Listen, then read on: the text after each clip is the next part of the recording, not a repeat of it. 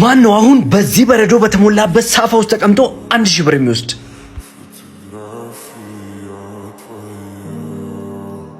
አንተ ትሞክራለህ? በተቀመጥክበት ሰዓት ልክ ገንዘቡ ይጨምራል። ልጅ በጭራሽ እንደዚህ አያደርግም። የሚገርም ነው። ያት 1000 ብር ጓደኛዬ ለ1000 ብር ብለህ ለገንዘብ ብለህ ምንድን ያደረገው? የኔ ልጅ ገንዘብ እኮ ጠፊ ነገር ነው። እባክህ አሁን ደግሞ ለ1 ሰዓት መቀመጥ ከቻልክ 10,000 ብር ታገኛለህ። በሰዎች ፊት ነው ወረድከኝ። በሰዎች ፊት ነው ክብሬን ያጣሁት።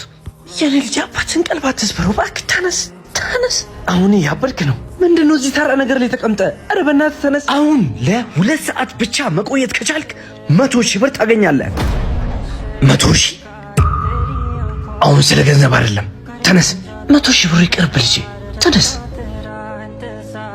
አሁን ለ3 ሰዓት ብቻ መቀመጥ ከቻልክ 500,000 ብር ታገኛለህ።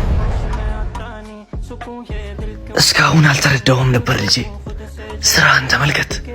ምንም አልተሳሳትክም። በል እቺ ልብ ያለችው ናት፣ ጠጣባት። ምንም ቢፈጠር ሁልጊዜም ከጎን ነኝ ጓደኛዬ። ለ5 ሰዓታት መቀመጥ ከቻልክ 1 ሚሊዮን ብር ታገኛለህ። የኔ ልጅ አኮራኝ። ቆሮብ ተመልከቱልኝ ብቻ የኔን ጀግና ልጅ፣ የኔ ምርጡ ጓደኛ።